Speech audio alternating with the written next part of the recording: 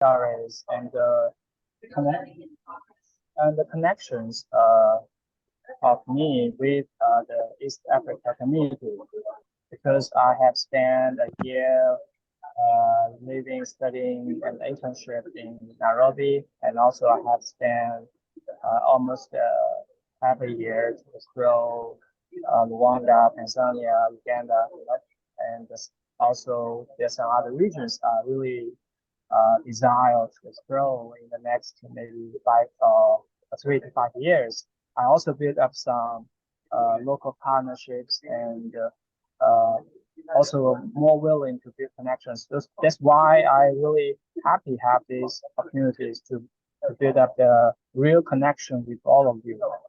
And also I will start from why I chose to Africa or specifically Kenya as my first destination to visit during my master degree in the Notre Dame.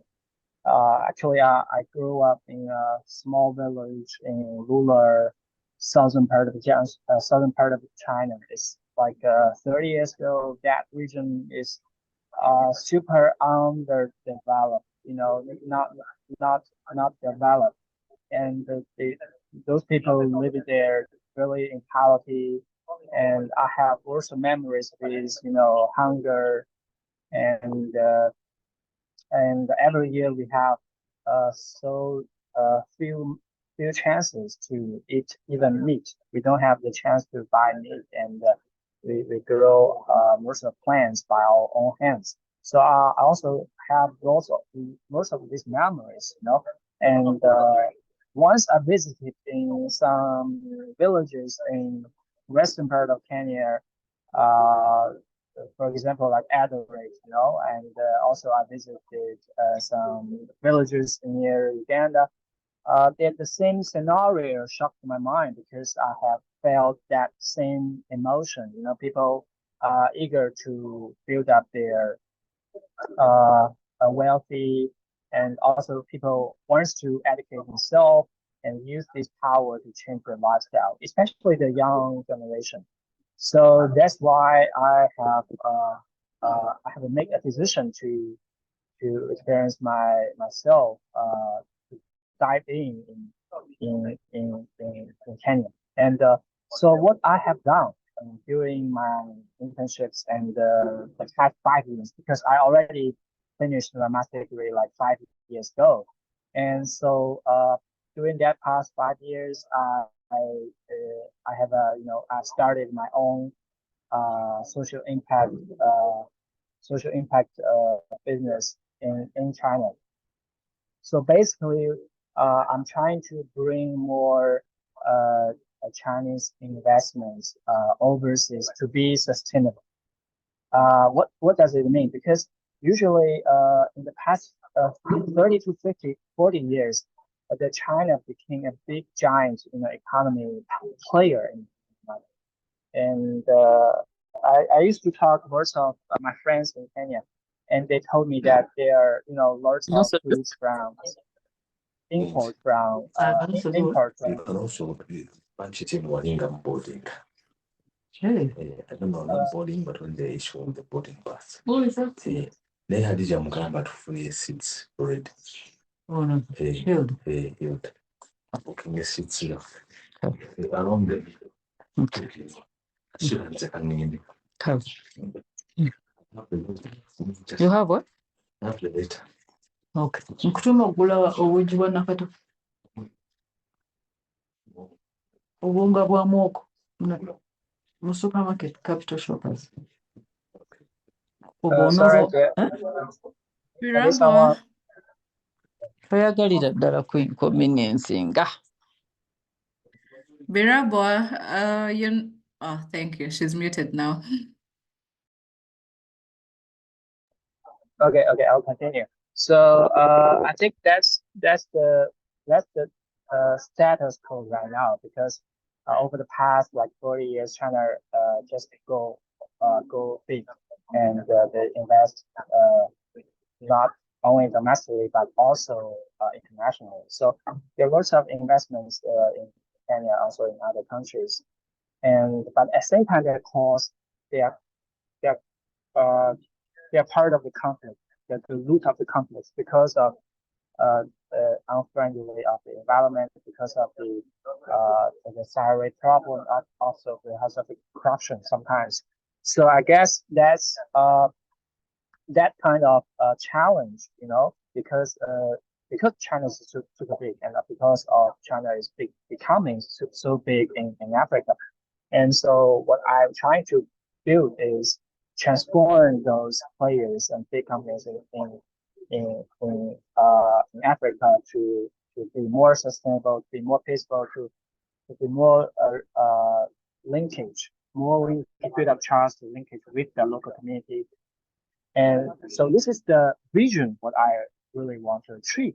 So how I can build this, make it happen. So it's really challenging because personally I don't have most of resources. I don't even have most of money, So how can I achieve that goal? So usually I use different toolkits. The first toolkit I built up is called impact narrative tool.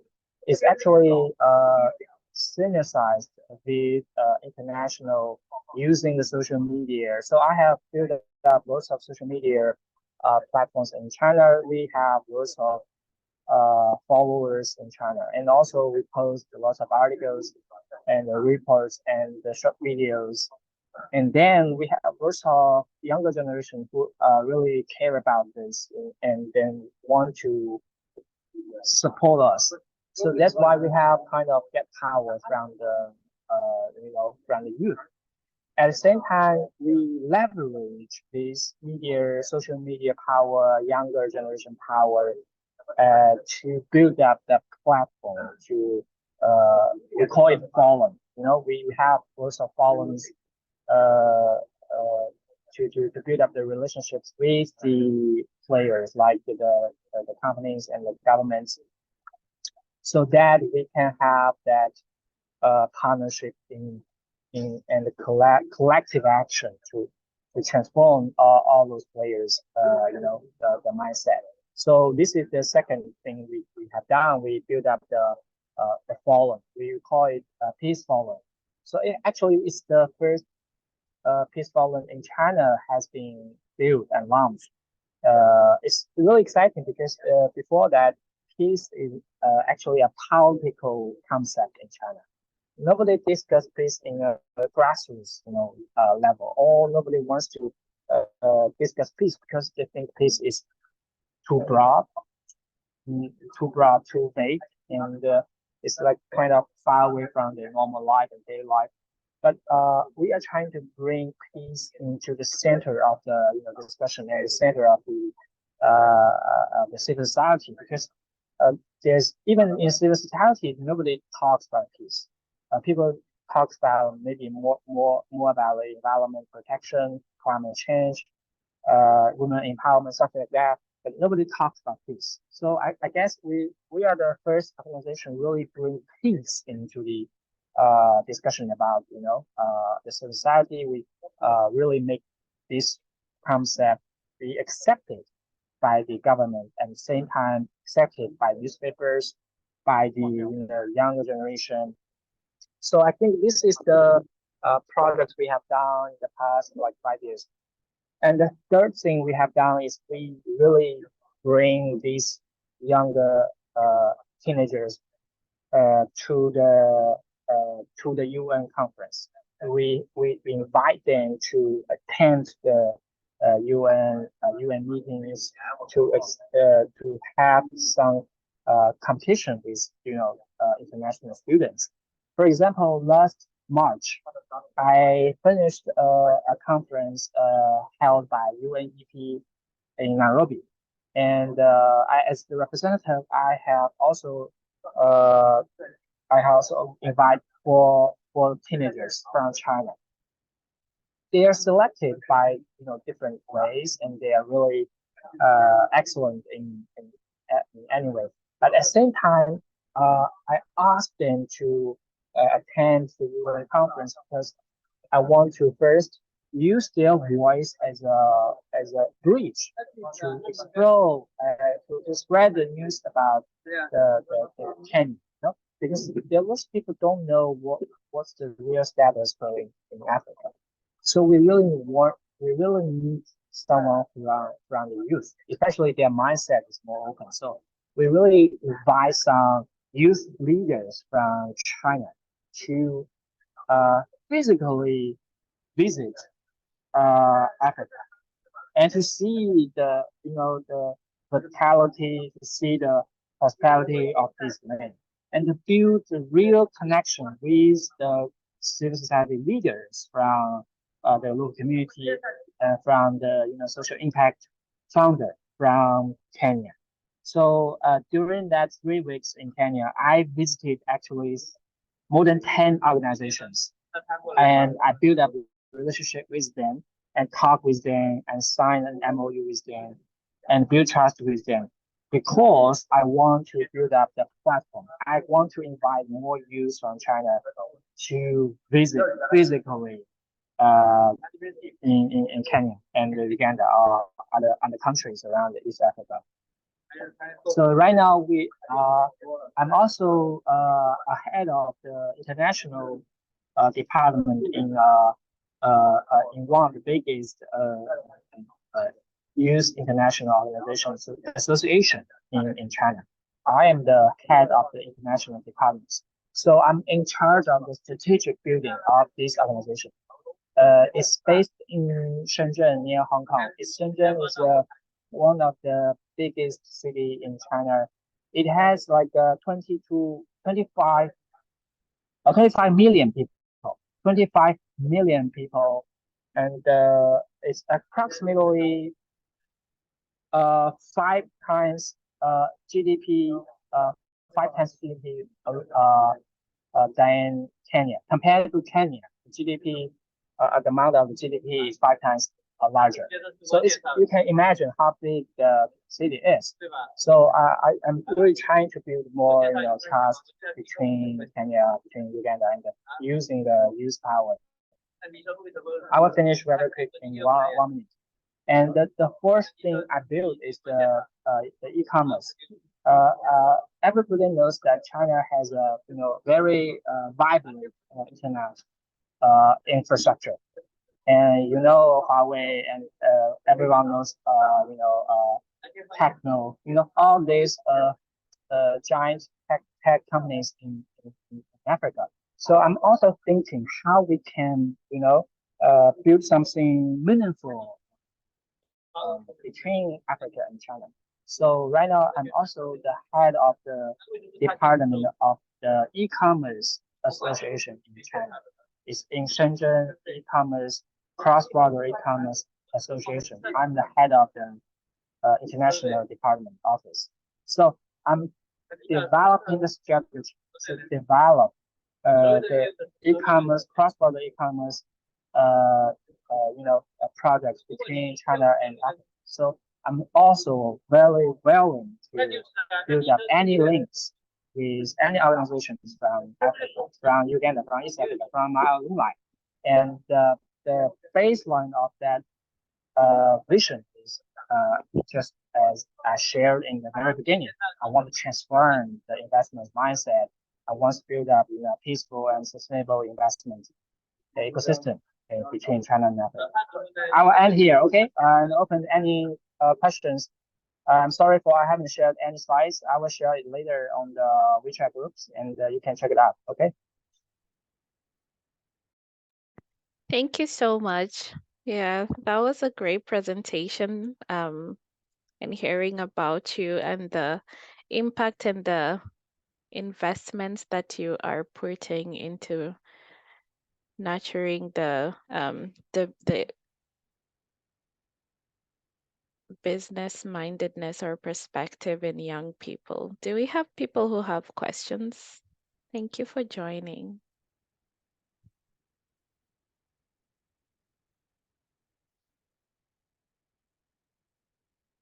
Any questions?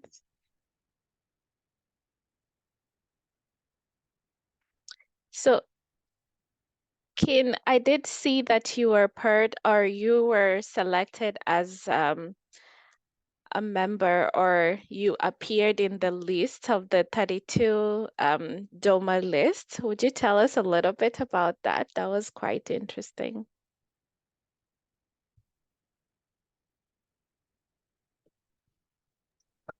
Pardon? I didn't hear you. Sorry. Yeah, I'm saying that I did see that you're also an award-winning environmentalist, and you were included in the one of the 12 DOMA dozen under 32.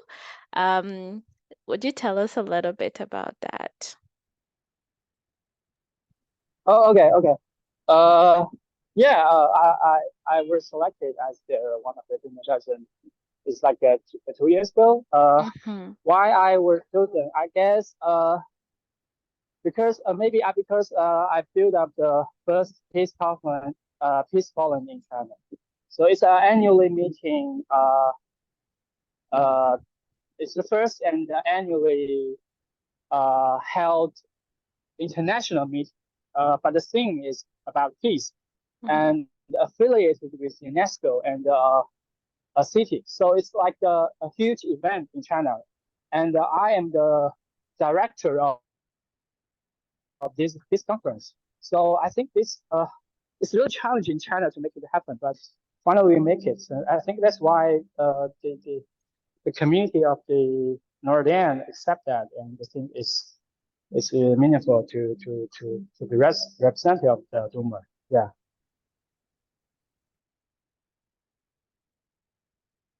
Okay, Qing. So one of us, I don't know if you can see the chat, but Birabwa is working on a project on environmental justice, and they would like to be in touch with you. Do you mind probably sharing your contact, and then you can send that to us later on, and we can share it with Birabo if that's okay with you. But is it okay for members of the community to reach out to you, and how can they best reach you?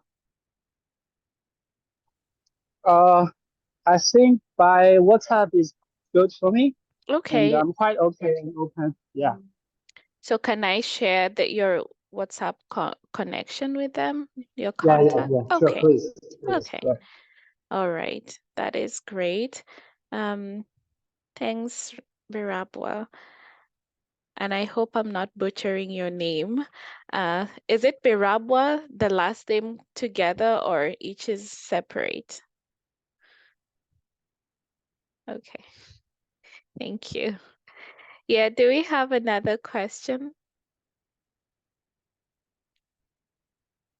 So I found it very interesting how you want to bridge business and peace, and that is very interesting.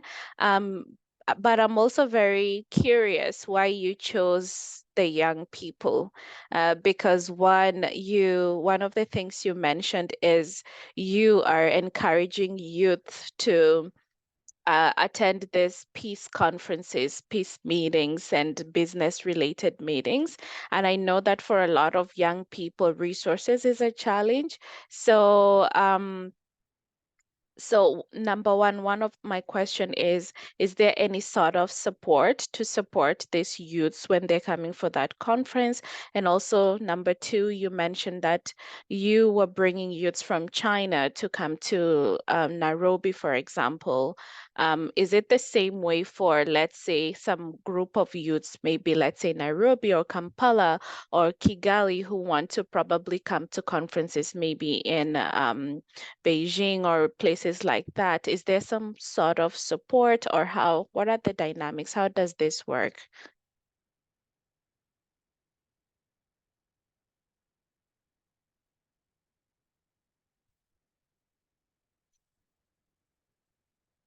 Can you hear me? Yeah. Okay. Mm-hmm. I will keep it very brief. Okay. So I think the first question about why I chose the youth as my target groups. First, it kind of represent hope of the future. Second, Okay. I think the family the parents in China, I think in Africa as well, are more willing to support. I mean, to donate and or have fundraise incentive to drive this to make it happen. And thirdly, I think that they have more like open mindset to embrace the new concepts and the new opportunities, new challenges as well. So I think that kind of more innovative outcomes. And for the second question, what kind of youth we want to empower? In the very beginning, actually, we are a social enterprise. So in the very beginning, we think that in a very, in an organized way to make it happen. Because in the first phase, we start this program from international schools in China. So these kind of groups, they have more, resources and more connections and more capacities to go abroad. And so the second phase of our project is we are trying to build up platforms so that we can invite local organizations from other countries like Kampala, organizations from Nairobi. We can have this platform that we can engage local other countries, youth from other countries to attend this conference. So right now, actually, we are trying to build up a scholarship database. That is, we are trying to collect different university scholarships from China, and at the same time support those youth from Africa who are willing to explore opportunities in China, so that we can support them to get the resources and the information. And actually, right now, we are discussing the two potentially young college students from Kenya who are willing to apply for their master's degree from China. I'm happy to facilitate all the process. Also supported to get scholarships. So I think this is what I have done to build up the platforms. Even we are trying to build up incubator funds, to incubate some local NGOs to happen. So right now we are trying to discuss the possibility to incubate a local NGO based in Nairobi. So this organization, local NGOs, are run by Kenyans, and me as a representative of China, I can have, I can help to develop the strategy to how to get funding from China's side. But I will not, play any role in this organization. But I'm willing to build this kind of platform to really play a big role in the future. So this is kind of infrastructure we are trying to build. Yeah. Great. Thank you so much for answering that. I know that you wanted to leave in 30 minutes. We still have some time. I'm wondering if you have one more time for one more question.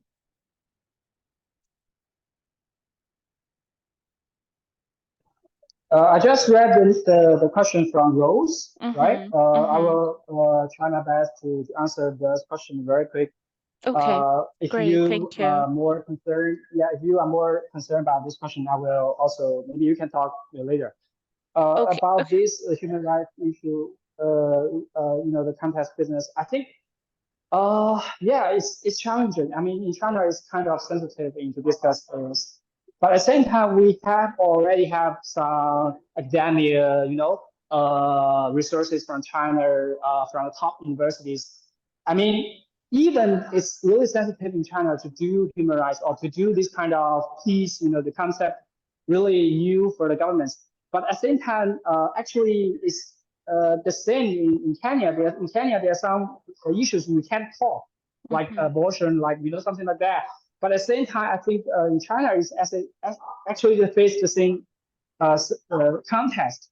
There are some spaces we need to explore, and we also need to build up some human resources, connections, and fundings domestically, internationally. So that's the same challenge. I mean, as a environmentalist, I believe in the power of the human capital and the power of the the SDGs.